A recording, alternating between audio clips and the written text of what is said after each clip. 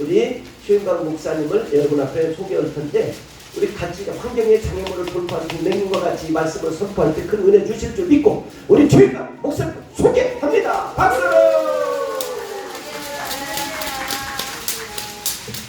오늘 강복 80주년을 맞이해서 부정한 종을 우리 사랑하는 또 존경하는 장 목사님께서 부르셔서 감사를 드립니다. 특별히 우리 하나님께서 우리에게 은혜를 주시는데 은혜의 통로가 있다는 거죠. 은혜의 방편이 있는데 바로 그것은 말씀과 기도라고 하는 것입니다. 그러니까 말씀을 통해서 우리 은혜를 받고 기도를 통해서 은혜를 받는 거예요. 오늘 이 시간에 그런 은혜가 우리 모두에 있기를 간절히 원합니다.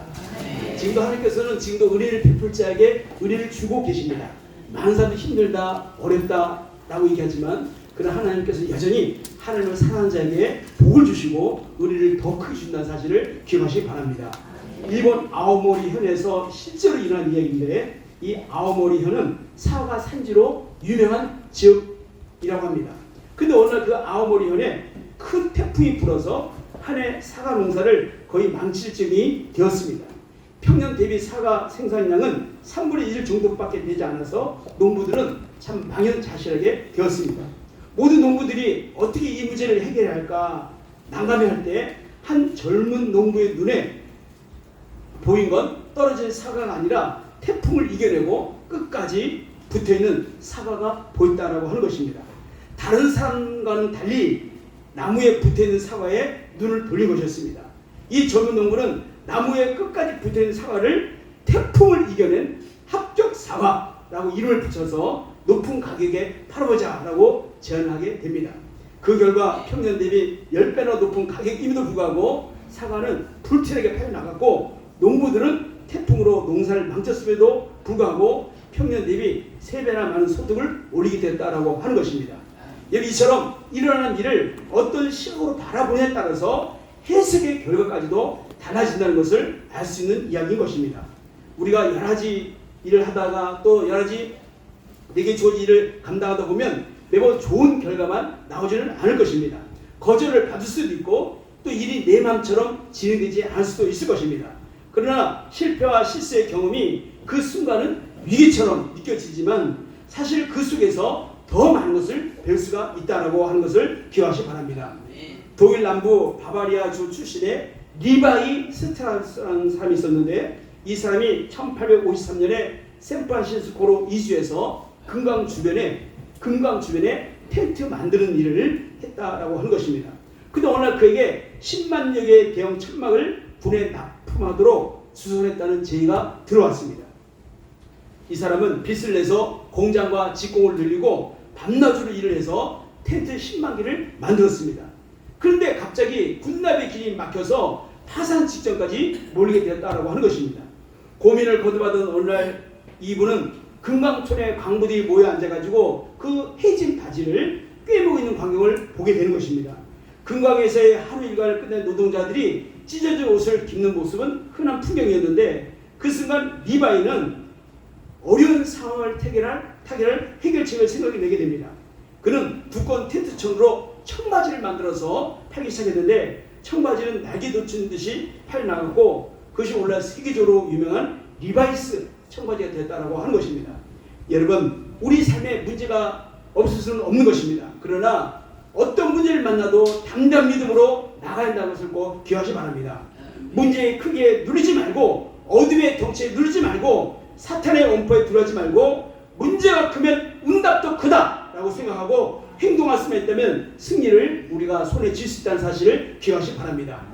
여러분, 좌절 속에서도 하나님을 바라보고 믿음의 불을 피고 담대한 믿음으로 환경을 이해할 때 기적은 나타난다는 사실을 기억하시기 바랍니다. 예수님께서 여리고로 떠나신 무렵에 길가에 앉아서 구걸하는 두 맹인 거지를 만나게 됩니다. 근데 이들은 뭐였습니까? 맹인이었죠. 앞을 볼 수가 없는 것입니다. 마가복음에는 이 두 사람 중 한 사람의 이름을 밝히고 있는데 디모의 아들 바디모였다라고 소개하고 있습니다. 우리는 맹인 거지 두 사람이 길가에 앉아있다는 단순한 사실을 가지고 몇 가지를 쉽게 추측해 볼 수가 있습니다. 이 사람들에 있어서 오늘 그리고 현재나 무슨 의미가 있겠습니까? 어제와 똑같은 것이 오늘일 것입니다. 어제나 오늘이나 이 맹인 거지들의 삶에는 아무 변화가 없는 것입니다. 몸부림쳐도 변화가 없는 것입니다. 애를 써도 그들은 상황을 벗어날 수 없는 사람들이죠. 내일도 기대할 수 없는 날인 것입니다. 어떤 사람은 내일이 더 불안하다고 합니다. 또 늙게 돼서 불안합니다. 사업이 망할까봐 불안합니다. 또 내 노후는 과연 어떻게 될까 생각합니다. 병들어 죽게 될까봐 불안합니다. 미래가 감격스럽고 찬란하고 화려한 기대감에 찬 사람은 그렇게 많지 않은 것을 봅니다. 과연 우리의 내일은 과연 어떻게 느껴지는 것인가? 우리의 70, 또 80, 90, 100세는 과연 어떨까라고 여러분 생각하십니까? 더 성숙하고 더 깊어지고 더 능력 있게 되리라는 기대가 있습니까? 아니면 불행한 자기의 종말을 생각하고 계십니까? 이 맹인 거지들은 자기의 육체적 조건으로 인하여 아무런 소망을 가질 수 없는 사람들인 것입니다. 이 사람들의 꿈이란 그저 그냥 그날 돈을 몇 푼 더 얻을 수 있는가에만 있는 거 아니겠습니까? 결혼을 한다든지 직장을 가진다든지 좋은 집을 가져본다는 것은 상상할 수 없는 그림의 떡일 것입니다. 현실적으로 그것은 가능하지 않는 것입니다. 누군가의 인도를 받아서 그 자리에 앉아서 하루 종일 지나가는 사람들의 자비로운 동력을 받는 것이 아마 그들의 인생의 전부였을 것입니다. 근데 오늘 보면 여러분 30절 보니까 어느 날 갑자기 많은 사람들의 발자국 소리가 이 두 맹인의 귓가에 들리기 시작했던 것을 봅니다. 여러분 마가복음과 누가복음을 종합해 보면요 이렇습니다. 그 거지들이 앉아있다가 갑자기 어떤 사람들이 지나가는 발자국 소리를 듣게 되었습니다. 이들은 갑자기 생기가 도기 시작했습니다. 아마 눈을 떴다면 눈이 반짝반짝 거렸을 것입니다. 그리고 흥분이 되었을 것입니다. 야, 오늘따라 이상한 참 일이 일어나는구나. 많은 사람들이 지나가고 있구나. 그거 무슨 의미가 있었겠습니까? 동정을 많이 받을 수 있다. 한꺼번에 돈을 많이 얻을 수 있다라고 하는 기대감과 직결되는 거 아니겠습니까? 그래서 그들은 지나가는 발자국 소리, 사람들의 소리에 예민하게 반응하게 되고 오늘은 아주 참 재수 좋은 날, 쉽게 얘기하면 아주 팔자가 좋은 날이다라고 생각을 해보았을 것입니다. 당연히 이 맹인들은 저 발자국 소리가 무슨 발자국 소리냐고 물어봤을 것입니다. 지나가는 사람들이 가르쳐준 거예요. 나사렛 예수가 지나간다. 나사렛 예수가 지나간다. 예수님이 지나간다는 소식을 듣는 순간에 이들에게는 혁명적인 생각이 들어오기 시작한 것입니다. 이들이 지금까지 돈 몇 푼 얻으려 했던 그런 기대감은 간 곳 없이 사라져버리고 새로운 생각과 새로운 충격이 번개처럼 그들의 마음을 사로잡게 된 것입니다. 예수님이 지나간다 그 순간에 그들은 뭘 잊어버렸습니까? 돈을 잊어버렸습니다. 구원하는 생각을 잊어버렸습니다. 이것은 천지개벽할 사건 아니겠습니까? 오늘 본문을 자세히 보면요 이런 추측이 가능합니다. 맹인 거지 바디메오와 그의 친구가 소망 없는 우울한 삶을 살다 온 날 그들은 나사렛 동네에 이상한 젊은 청년이 하나 나타났다는 소문을 들었을 것입니다. 맹인이 눈을 떴다. 나병이 낫고 귀신이 나가고 바다가 잔잔해지고 세상에 5,000명이 먹고 남다는 꼬리를 물고 이어지는 소문을 이 맹인 거지들이 들었음이 틀림이 없는 것입니다. 그런데 그 많은 소문들 가운데도 이 맹인들에게 제일 관심 있는 소식이 뭐겠습니까? 맹인이 눈을 떴대더라. 이 소문이었음을 우리는 쉽게 생각해 볼 수가 있는 것입니다. 이 사람들도 분명히 예수님을 한번 만나보고 싶었을 것입니다. 근데 지금까지 예수님을 못 만난 것을 보면 이들이 예수님을 만날 만한 형편과 처지가 되지 못했다는 것을 알 수가 있는 것입니다. 거지인데다 맹인이 이 사람들을 예수님 앞으로 데려다 줄 사람도 없었을 것입니다. 예수님을 만나고 싶었지만 만나볼 수가 없는 것입니다. 아니 우리 같은 거지가 어떻게 예수님을 만날 수 있겠는가? 그 세상에 아무리 그래도 맹인이 눈을 뜬다? 사실이겠냐? 이런 생각들을 숱하게 하면서 그들은 어제와 똑같이 오늘도 여리고 한 길목에서 구걸하는 삶을 살고 있었을 것입니다. 그런데 동전이나 몇 푼 더 얻을 만한 기쁜 소식일 줄 알았던 발자국 소리가 예수님 지나가신다 라는 행차의 소리라는 것을 듣는 순간에 이 사람들은, 이 맹인들은 구걸이 문제가 아니었을 것입니다. 체면이 문제가 아니었을 것입니다. 일생일대 절호의 찬스였던 것입니다. 이것이 바로 예수가 지나간다는 말을 듣는 순간에 맹인들의 마음에서 일어났던 변화였다라고 저는 생각을 해보는 것입니다. 여러분, 예수님이 지나간다는 소식을 맹인들이 들었을 때 어떤 반응을 보였습니까? 오늘 보면 30절 보니까 예수께서 지나가신다함을 듣고 소리를 질렀다라고 했습니다. 주여 우리를 불쌍히 여기소서 다윗의 자손이요. 다시 한번 따라해 보시겠습니까? 주여 우리를 불쌍히 여기소서 다윗의 자손이요. 여러분, 이런 결정적인 순간에도 아주 잠잠케 지성적으로 기도한 분도 계십니다. 소리질러 기도하면 좀 천하다고 생각을 합니다. 여러분, 응급 환자가 무슨 지성을 찾겠습니까? 지금 예를 들어서 내가 암으로 죽게 됐는데 소리 지르지 지성적으로 말할 수 있겠습니까? 나 암 걸렸대요. 나 교통사고 당했어요. 나 죽어가고 있어요. 그런 사람이 있겠습니까? 그냥 가만히 앉아서 저희 병을 좀 고칠 수 있겠습니까? 라고 이렇게 못하는 것입니다. 여러분, 인생이란 응급 환자와 같은 것입니다. 죽게 된 사람이 무슨 지성이 필요하겠습니까? 무슨 이성이 필요하겠습니까? 그 영혼이 가장 지금 죽게 됐는데 체면을 찰 때가 아니지 않겠습니까? 주여 우리를 불쌍히 여기소서. 다윗의 자손이요, 이 소리는 길을 지나가는 예수님의 귀에까지 들릴 만큼 그 많은 사람들의 시끄러운 소리를 뚫고 나갔을 만큼 아주 커다란 외침이었던 것입니다. 여러분, 여기서 우리는 이 구원을 받고 눈 뜨는 기적을 체험하게 된 첫걸음은 이 맹인들이 구원을 받고 눈을 떴다, 이 기적을 체험하게 되는 걸음은 기회가 왔을 때 놓치지 않았다라는 점을 배우게 되는 것입니다. 결정적인 순간에 모든 것을 포기하고 뛰어들었다라고 하는 것입니다. 오늘 이 자리에 계신 저와 여러분 모두에게도 이런 축복이 있기를 바라는 것입니다. 아직도 예수님을 체험한 일 없이 그저 교회만 왔다 갔다 하는 걸로만 끝난다면, 여러분의 하나님이 여러분의 머릿속에만 남아있다면, 복음이라는 것이 하나의 교양으로만 남아있다면, 광복 80주년을 맞이하는 이 주일에 오늘 이 예배를 통하여 예수 그리스도를 만나는 결정적인 기회를 꼭 가지시기를 주님의 이름으로 축원합니다. 예수님을 교양으로 믿는 사람들은, 하나의 도덕으로 믿는 사람들은 하나님을 되게 자기 정도로만 생각하는 것입니다. 하나님이 자기보다 크다는 생각을 잘 못합니다. 자기 이성과 상식으로 이해되는 하나님, 자기 세계에 갇혀진 하나님을 찾고 있는 것입니다. 그 하나님은 참 하나님이 아니죠. 하나님은요, 우리보다 크신 분이십니다. 우리의 생각보다 크시며, 우리의 지성보다 크시며, 우리의 능력보다 크신 분이 하나님이시라는 것을 믿으시기 바랍니다. 여러분, 오늘 예수님이 지나가신다, 이 소식을요 곳곳에 들을 수가 있는 것입니다. 교회에 나오다가 들을 수 있고, 주일 예배 드리다가 들을 수도 있고, 또 교회 오다가 극동방송 들었는데 갑자기 어느 목사님의 설교 말씀을 듣다가 들을 수도 있고, 또 찬송을 통해서 가사를 통해서 들을 수도 있고, 어느 순간에 예수님께서 우리 인생 전체에 성령을 통하여 역사하실 때가 있는 것입니다. 우리가 공경에 빠졌을 때 하나님이 역사하기가 쉽습니다. 우리가 질병으로, 불치병으로 절망도 있을 때 하나님은 가까이 오고 계시다는 사실을 믿으시기 바랍니다. 여러분, 오늘 보면 이 두 맹인은 그 기회를 놓치지 않았습니다. 31절 말씀을 우리 함께 제가 읽어보겠습니다. 31절, 무리가 꾸짖어 잠잠하라되 더욱 소리질러 이르되 주여 우리를 불쌍히 여기소서, 다윗의 자손이여 하는지라 라고 말씀하고 있습니다.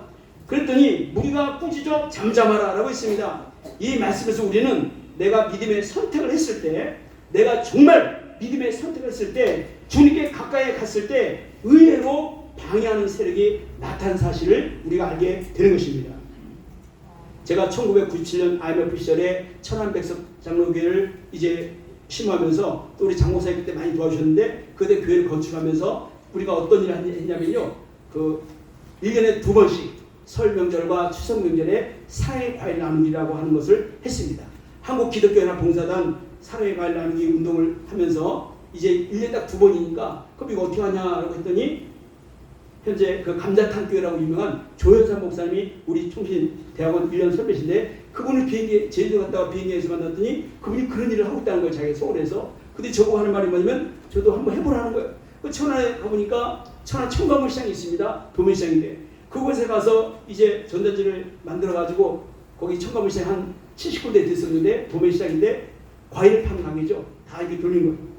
여러분이 주는 과일로 우리 어려운 장애인들과 또 어려운 사람들과 함께 나누기를 원합니다. 해가지고 전단지를 이렇게 돌리게 된 거예요. 그랬더니 무슨 말이 나타난 줄 아십니까? 아유 목사님, 지금 IMF 시절이고 지금 과일값 비싼데 누가 과일 그냥 주겠습니까? 그런 분이 계셨고, 우리 당시 부목사님, 또 사찰 그 운전하는 장집사님, 이분들이 다 반대하는 거예요. 아이 목사님 기대하지 마세요. 그냥 뭐 왜 그런 거 하십니까? 그냥 어디 소리나 어디 구경하고 다녀오시죠. 이렇게 얘기하는 거예요. 근데 저는 하나님께서 이 일을 통해서 크게 역사하실 것이다, 하나님께 꼭 영광을 돌릴 일이 있을 것이다 생각하고, 말없이 주의 일을 할 때는요 말없이 하는 게 중요한 거예요. 내 생각도 안 맞아도, 내가 이해가 안 돼도 주의 말씀이라면 믿고 해야 하는 것이 중요하다 라고 하면서, 제가 이제 7, 80장 되는 전화를 다 돌리고 나서 이제 간단하게 아침을 먹으려고 이제 그 옆에 식당에서 기다리고 있는데 갑자기 10시쯤 갔는데 아무런 연락이 없습니다. 10시 반쯤 됐는데 아무도 연락이 없습니다. 그런데 11시쯤 되니까 어떤 일이 벌어지냐면 거기 한국기독교연합봉사단 사랑의 과일 나누기 운동 본부입니까? 예, 그렇습니다. 여기 천안 청가문시장 999 999호인데요. 여기 딸기가 1000상자가 있는데 가져가시겠습니까? 오늘 아멘하는 사람만 큰 은혜가 있기를 바랍니다. 아멘. 그때 제가 어떻게 하겠습니까? 알겠습니다. 그럼 언제 오시겠습니까? 언제 오시겠습니까? 그럼 우리가 어떻게 하겠습니까? 지금 밥 먹고 있는데 1시간 있다 가겠습니까? 1시간 있다 가겠습니다. 그럼 되겠습니까? 아니, 그냥 갑시다. 해가지고 어떻게 하냐면 지금 바로 가겠습니다. 지금 밥 먹는 거 다 준다고 빨리 갑시다. 1000상자 준답니다. 그래서 그 당시에 주변에 있는 목사들 20명 보내가지고 봉급버스에다가 다 실어가지고 이제 저희 백석장로 옆에다 딱 내려놓고 그러고 있는데 또 갑자기 88호 그 상점 그 황호자라는 아주머니 사장이신데 그분이 거기 사랑의 과일 나누기죠? 예, 그렇습니다. 여기 사과가 50상자 50박스가 있는데 가져가시겠습니까? 예, 가져가겠습니다. 또 가서 가져옵니다. 가져왔더니 107호 있는 사장님이 아니 장사장 아니 김사장 무슨 딸기를 어디 뭐 이렇게 많이 파나 봐? 그게 아니고 우리가 설 명절을 맞이해서 이제 귀한 일들 하고 계시는데 이분들에게 우리가 다 드리려고 그래. 그랬더니 그래? 나도 줄 수 있을까? 나도 될까? 그래 돼. 나 뭐 줄까? 배가 있어. 배 100상자가 있어. 배가 100상자 있다는 거예요. 그거 어떻게 하겠습니까? 거기 사랑의 과일 나누기 운동본부죠? 예, 그렇습니다. 배가 100상자인데 가져가시겠습니까? 예. 또 배 가져오고. 이런 일을 제가 12년 동안 했던 적이 지금도 생생하게 기억이 납니다. 그 일에 그때 우리 장 목사님도 오셔서 함께 과일을 가지시고 함께 나눴던 그 풍성 은혜가 있습니다. 여러분, 우리가 하나님 일을 할 때 우리 생각할 때 안 된다라고 생각하는 분도 많이 계십니다. 현재 수지 세계 비전교회에서 시작하실 때 김용원 목사님이라고 계십니다. 그분은 한국 스카우트 연맹 칠포 커뮤니셔로 대장으로 아주 크게 활동하신 분이신데 이분이 어느 날 저보고 와서 목사님 우리에게 부흥회를 하는데 한번 와서 말씀을 전해주십시오. 알겠습니다. 그래서 제가 이제 주일날 저녁에 갔습니다. 7시대 미리 5시쯤 갔습니다. 저녁 먹으러 가가지고 갔는데 그게 지금 개척한 지 얼마 안 돼가지고 참 어렵습니다. 근데 그분이 그러시는 거예요. 목사님 보셨는데 우리 그냥 초탕 먹고 안 될까? 근데 제가 그랬습니다. 초탕 먹지 말고 오른쪽에 제가 문을 딱 지한데 딱 내서 보니까 그 당시에 우리 신학교 다닐 때 제일 많이 먹었던 너구리라면이 2개가 있는 거예요. 그래서 제가 얘기했습니다. 김 목사님 초탕 먹지 말고 오늘은 너구리를 삶자. 너구리 2마리를 삶아서 먹자. 그래서 먹고 있었어요. 이제 다 먹고 있었습니다. 다 먹고 나서 7시 예배 때 이번에 부흥하는 그 특별한 은혜 받기 원하는데 무슨 특별한 제공이 있느냐라고 제가 물어봤습니다. 그때 이분이 하신 말씀이면 목사님 우리에게 차가 필요합니다. 차 있지 않냐 그랬더니 차가 있긴 있는데 시리에서 차가 있는데요. 보니까 밑에 제가 차에 딱 타보니까 밑에 구멍이 뚫렸는지 밑에 바닥이 다 보이는 거예요. 땅바닥이 다 보이는 거예요. 그리고 유리창은 또 갈라져가지고 누가 돌을 던져가지고 갑자기 유리창이 또 반이 쪼개지고 금가 있고 이런 차를 타고 다니는 거예요. 그런가 알았다 하고서 제가 이제 말씀을 전하려고 강단에 엎드렸는데 하나님 어떻게 하면 좋겠습니까? 라고 이제 하나님께 물어보는 거예요. 제가 하나님께 물어보는 거예요. 근데 하나님께 제 마음에 이런 마음을 주신 거예요. 이런 마음을. 이 교회에 차가 필요하다. 그러시죠. 하나님 어떻게 하면 좋겠습니까? 그런데 그날 이제 딱 제가 이제 서기가 딱 갔는데 그때 좌석에 앉아있는 분이 총 6분밖에 안 계시는 거예요. 목사님, 사모님, 아들 시온이, 딸 샤론이, 그 다음에 다른 교회 다니시는 집사님 한 분, 그 장애인 그 김사무일이라고 이렇게 딱 6명이 안 계시는 거예요. 또 어머니까지 오셨습니다. 총 6명. 자, 이런 가운데 이제 말씀을 전하는 거예요. 전하는데 제가 이런 얘기했습니다. 이 수지 세계비전교회는 차가 필요합니다. 라고 그냥 제가 말씀을 드린 거예요. 이런 마음을 하나님께서 주십니다. 라고 저는 그냥 전한 거예요. 그러나서 이제 기도하고 이제 헌금을 나기 때문에 헌기도 저거 해달라는 거예요. 헌기도 하고 있는데 갑자기 어떤 그 이미선 집사님이신데 그분 이름을 제가 잊어먹지 않습니다. 이미선 집사님 저한테 딱 오더니 목사님 제가 헌금을 제가 준비를 못해가지고요. 대신 봉투에 써가지고 왔습니다. 근데 제가 반드시 드릴 겁니다. 이걸 차량 헌금으로 사용하시 바랍니다. 그러시는 거예요. 얼마인지 아십니까? 3천만 원. 올 이런 은혜가 우리 모두 있기를 바랍니다. 하나님께서 그분의 특별을 주신 거예요. 세상에 이런 일이 있구나. 그분이 그 김영호 목사님이 가장 큰 힘을 얻고 포드 12인승 차를 15인승 차를 타고 한때 열심히 사겠던 것을 저희 기억도 합니다. 평택대학교 옆에 한 5,000평 되는 땅이 있었는데 그 땅을 가진 원덕교회 김권사님이 계십니다. 그 원덕교회 제가 헌신예배 가서 설교하는 가운데 이제 오후 예배인데 당회원, 장로님, 중직자 헌신예배를 드리는 가운데 그 교회에서 오후 예배 때는 헌금을 합니까 안 합니까? 라고 제가 이제 물어보니까 헌금을 안 한대요. 왜 그랬더니 우리 교회는 목사님 전통이 있습니다. 우리 교회는 오후 예배 때는 헌금을 절대 안 합니다. 그게 전통입니다. 그러는 거예요. 야, 그 전통을 깨야 되는데 어떻게 깨나? 그 제가 이분들이 이제 앉아있는 분들이 잘 말씀을 드렸습니다. 그랬더니 헌금을 하신 분들이 없어요. 누가 있으면 저와 저희 아내와 같이 갔던 저 아내와 목사님과 사모님과 다 4분밖에 없는 거예요. 헌금을 그랬는데도 헌금을 안 하시는 거예요. 아, 이런 교회도 있구나. 해가지고 이제 헌금을 이제 해가지고 이제 기도하고 예배를 다 끝나간 다음에 목사님 계신 그 당회실에 딱 당회장실에 딱 가가지고 갑자기 차를 마셨는데 빨간 옷을 입은 평택대학교 김고사님이 딱 들어오시더니 목사님 오늘 저희가 하신 말씀 같습니다. 근데 그동안 신앙생활 잘못한 것 같습니다. 온전히 들지 못했습니다. 근데 오늘 저도 평택이 집이 평택이니까 그냥 머니까 끝나고 빨리 가려고 그러는데 오늘 이 상황에 예배드리고 싶어서 그냥 끝까지 있었습니다. 라고 하시는 거예요. 그러면서 갑자기 장지갑을 딱 꺼내시더니 거기 이 장지갑을 하나님께 드립니다 하면서 헌금을 드리는 거예요. 근데 그 장지갑을 돈이 얼마 드리는가 이제 제가 궁금해 보지 않겠습니까? 5만 원짜리예요. 1,000만 원이 드리는 거예요. 이분을 드리는 거예요. 그래서 제가 깜짝 놀라가지고 야. 그래서 제가 이제 그 담임 목사님 그럽니다. 담임 목사님 제 제자신데 목사님 기도 한번 해주십시오. 기도했어요. 기도하고 전에 또 이렇게 제가 또 물어봤습니다. 혹시 권사님 기도 제목 있을까요? 그랬더니 예. 평택대교 옆에 5,000평 땅이 있는데 그 땅이 20년 동안 팔리지 않습니다. 그냥 팔리길 원합니다. 목사님. 팔리면요. 우리 교회 지금 건축하는 중인데 제가 1억을 또 헌금할 겁니다. 팔리면 그런 거. 알겠습니다. 또 기도해 준 거예요. 3일 있다가 전화 왔습니다. 목사님 그 20년 동안 안 팔린 땅이 팔렸습니다. 27개 팔렸습니다. 이런 은혜가 우리 무대에 있기를 바라는 것입니다. 여러분 우리가 예수님께 충성하기 위하여 예수의 뜻을 접을 때가 많이 있을 수 있죠. 그러나 예수님의 관심은 어디 있었습니까? 창녀에 있었고 맹인에게 있었고 거지에게 있었고 세상에서 버림받는 사람에게 있었던 것을 꼭 기억해야 할 것입니다. 근데 우리들이 예수님의 뜻에 정반대로 행동할 때가 참 많아요. 이 사람들도 마찬가지였습니다. 갑자기 어느 불청객의 외침이 들어왔을 때 그것을 예수님의 행차를 방해한 사건으로 규정한 것입니다. 그리고 사람들은 조용히 해라. 이 맹인들아 조용히 해. 시끄러워. 입 다물어라 하는 말로 아마 이 맹인 두 사람을 무수히 핍박했을 것입니다. 무리가 꾸짖었고 잠잠하라고 했지 않습니까? 근데 그때 이 맹인의 태도가 어땠습니까? 31절 아까 제가 읽었던 말씀처럼 더욱 심히 소리 질러라고 되어 있습니다. 더욱 소리 질렀다는 거죠. 말하면 자 여러분 다시 말하면 방해하는 세력이 어떤 세력이든 간에 굴복하지 않았다라고 하는 것입니다. 여러분 우리가 주님께 나가는 기회를 포착할 때 마귀가 찾아와서요 방해하고 주위 세력과 환경이 방해하지만 절대로 이 방해하는 세력에 지지 말아야 할 것입니다. 절대로 이 방해하는 세력에 지면 안 되는 것입니다.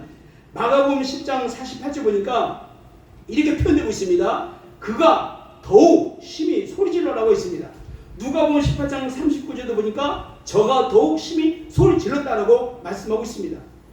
여러분 첫 번째 소리 지른 것은 소리였고 두 번째 소리 지른 것은 그 원어를 보니까 비명에 가까운 말이라는 의미가 내포되어 있는 것입니다.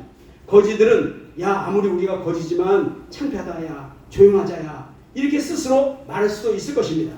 아니 우리 같은 맹인이 주님의 행차를 방해할 수 있겠는가라는 자책감을 가질 수도 있었을 것입니다. 그런데 이 맹인 이 두 사람은 지금 이런 것을 문제 삼을 때가 아니었던 것입니다. 그들은 더욱 소리를 질렀던 것입니다. 그들은 더욱 비명에 가까운 몸부림을 쳤던 것입니다. 주여 우리를 불쌍히 여기소서 다윗의 자손이요. 아마 그들은 있는 힘을 다하여 소리를 질렀을 것입니다. 저는 이 두 번의 이 맹인의 외침을 통해서 이런 반성을 해보는 거예요. 우리는 신앙을 갖는 일을 너무 안이하게 생각하지 않았는가 생각해 보는 것입니다. 너무 쉽게 너무 간단하게 교회 몇 번 나온 것으로 하나님의 인생을 책임져 주시라고 여긴 일은 없었는가. 우리가 얼마나 무릎 꿇고 기도했는가 생각해 보는 것입니다. 우리가 바친 헌신이 얼마나 되는가. 교회 왔다 갔다 하는 정도로 우리가 만족할 수 있겠습니까? 시간과 정성을 내가 얼마나 하나님께 드렸는가 생각해 보는 것입니다. 물론 하나님은 우리가 바친 대로 주신다는 것은 아닌 것입니다. 은혜로 주시고 공짜로 주시고 무조건 주신 것이 하나님의 절대적인 사랑인 것입니다. 근데 우리의 신앙을 돌이켜보면요, 너무나 안이하지 않았는가 생각해 보는 것입니다.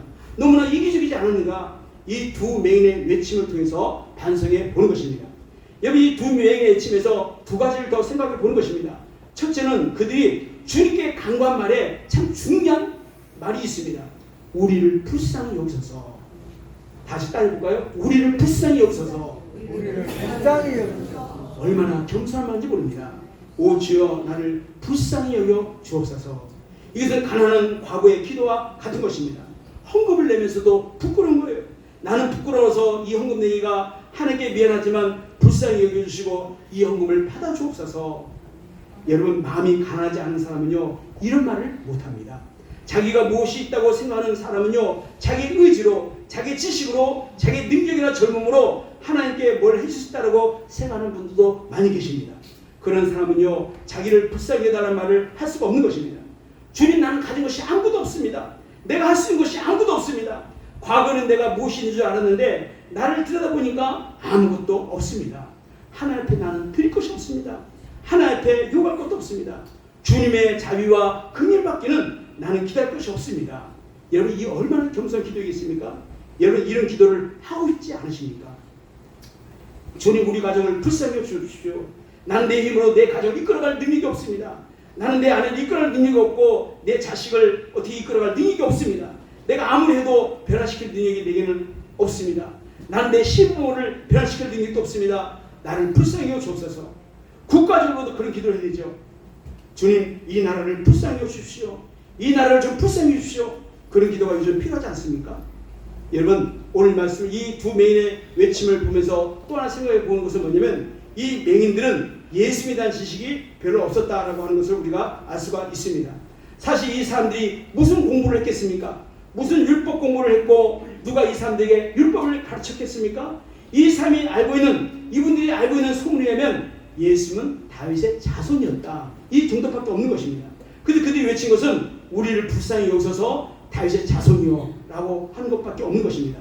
베드로처럼 주는 그리스도시요 살아계신 하나님의 아들입니다 라는 고백도 못 해봤습니다. 혹시 여러분 가운데 믿음이 없다는 사람, 성경 지식이 없다는 사람, 예수에 대해서 아는 것이 없어도요 괜찮은 것입니다. 이 맹인들처럼 주님, 나는 주님만 붙듭니다, 이거 하나면 다 된다는 것을 기억하시기 바랍니다. 나를 붙들어 주시고 나를 불쌍히 여겨 주옵소서. 수천 마디의 화려하고 유창한 입술의 신앙 고백보다 이런 단순한 마음에서 우러나오는 고백이 진실이 더 중요하다는 것을 기억해야 할 것입니다. 아무것도 아는 것 없이 예수님이 다윗의 자손임을 고백하는 그 믿음 하나 붙들고 애걸하면서 소리 지르는 데서 우리는 이 맹인들의 순수하고 절박한 믿음을 보는 것입니다. 이들의 외침에 대해서 예수님은 어떻게 반응하셨습니까? 32절이죠. 예수께서 머물러 서서 그들을 불러 이르시되 너에게 무엇을 하여 주기를 원하느냐라고 예수께서 반응을 하셨습니다. 예수께서 머물러 서서 그들을 불러 이르시되라고 말씀하신 것을 우리가 보게 됩니다. 이 부분이 마가복음에는요 이렇게 기록되어 있습니다. 예수께서 머물러 서서 저를 부르라 하시니 저희가 그 맹인을 부르며 이르되 안심하고 일어나라 너를 부르신다라고 마가복음 10장 49절에 말씀하고 있습니다. 사랑하는 여러분, 예수님은 거절하지 않으십니다. 사람은 우리를 거절해도 예수님은 우리를 거절하지 않으십니다. 믿으시면 아멘 하시기 바랍니다. 예수님 앞에 와서 거절당한 사람은요 아무도 없습니다. 예수님은 이 맹인 두 사람의 외침을 듣고 걸음을 멈추셨습니다. 마찬가지로 우리 믿음의 강구를 들으시고 예수님이 그냥 지나가지 않으시고 우리 앞에 서시고 이 예배 가운데 함께 계시다는 것을 믿으시기 바랍니다. 구하고 찾고 두든 자에게 응답하신 우리 주님, 상하고 애통하는 마음으로 자기를 찾는 자를 결코 내쫓지 않고 오히려 서서 기다리시는 우리 주님을 오늘 말씀 가운데 보게 되는 것입니다. 안심하고 일어나라 예수님이 너를 부르신다. 자비한 주께서 부르시네 이 찬송과 가사가 있습니다. 우리 주님은요 지금 우리를 부르고 계십니다. 우리가 어떤 처지에 있다 할지라도 주님을 사랑하시고 이해하시고 눈물을 닦아주시고 등을 두드려주시며 상처를 어루만져 주시고 자기 품에 안기기를 기다리고 있다는 것을 믿으시기 바랍니다. 33절 34절입니다. 이르되 주여 우리의 눈뜨기를 원하나이다. 예수께서 불쌍히 여기사 그들의 눈을 만지시니 곧 보게 되어 그들이 예수를 따랐다라고 말씀하고 있습니다.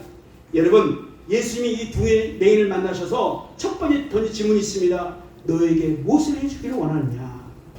여러분, 저 같은 사람은 왜 이 사람들이 소리 지르는지 알겠는데 예수님이 모르셨겠습니까? 아시면 그냥 해주시면 좋지 않겠습니까? 그래, 너희들 얼마나 눈 뜨고 싶었겠니? 눈 뜰지어다! 그럼 될 텐데 그렇게 안 하십니다. 내가 너에게 뭘 해주기를 원하느냐. 여러분, 여기 아주 중요한 교훈이 담겨 있는 것입니다.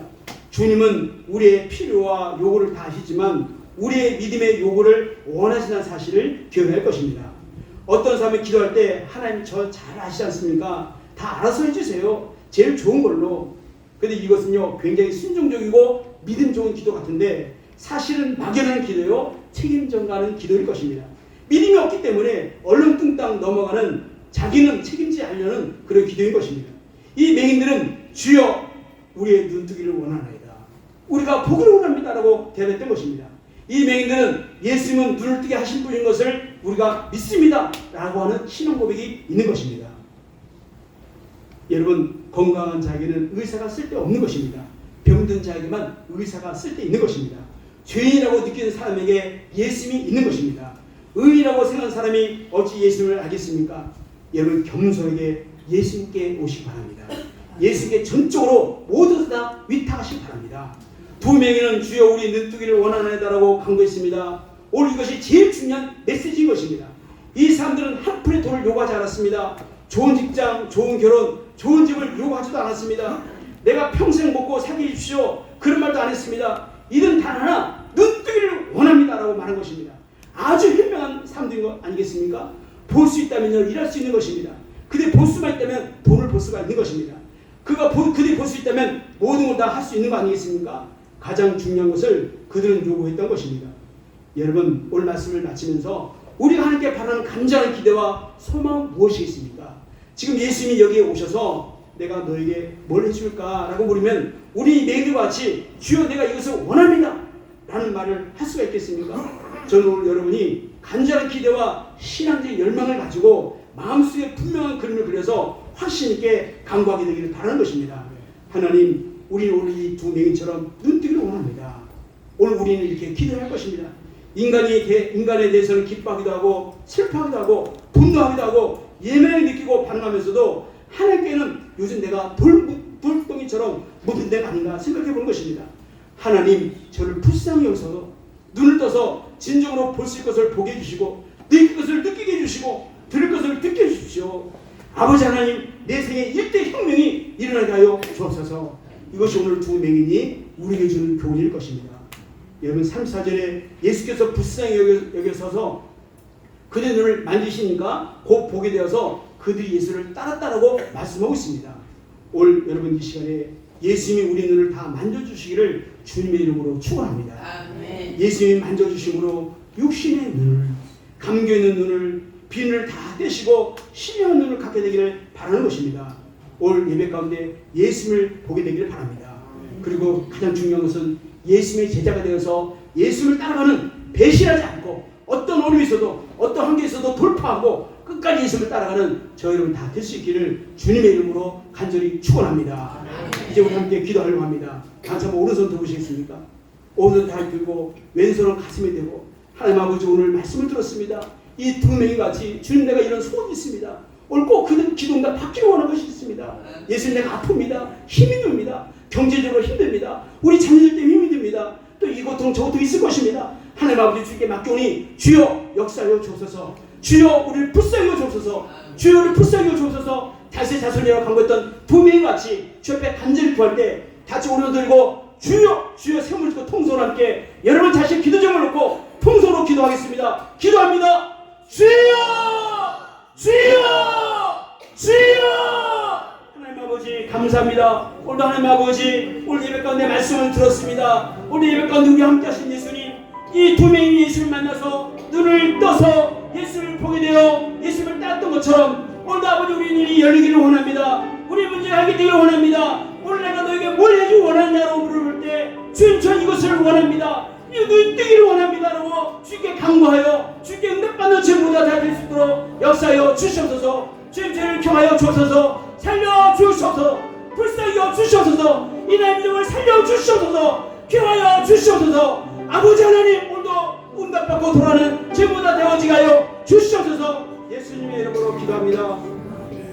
하나님 아버지 감사합니다. 오늘도 아버지 하나님 저희들 주 앞에 나왔습니다. 아버지 하나님 이 두 명같이 주 앞에 나왔습니다. 주 이 두 명들은 주님께 간구했습니다. 주 예수여 우리를 불쌍히 여기소서 다윗의 자손이요. 그랬더니 주변들 환경이 주변의 사람들이 조용해라 시끄럽다 잠잠하라 했어도 이 두 명들은 정말 간절히 더 힘을 소리져서 예수님을 찾았습니다. 아버지 하나님 이런 간절함이 우리 모두에 있기를 원합니다. 때로 내 환경이 때로 물질이 때로 어떤 질병이 나를 가로막는다 할지라도 그런 이 환경을 돌파하고 아버지 하나님 더욱더 믿어 주님께 간절히 간구하는 제가 다 되어지가요 주시옵소서. 주의 은혜 베풀어 주시옵소서. 감사하며 예수님의 이름으로 기도합니다.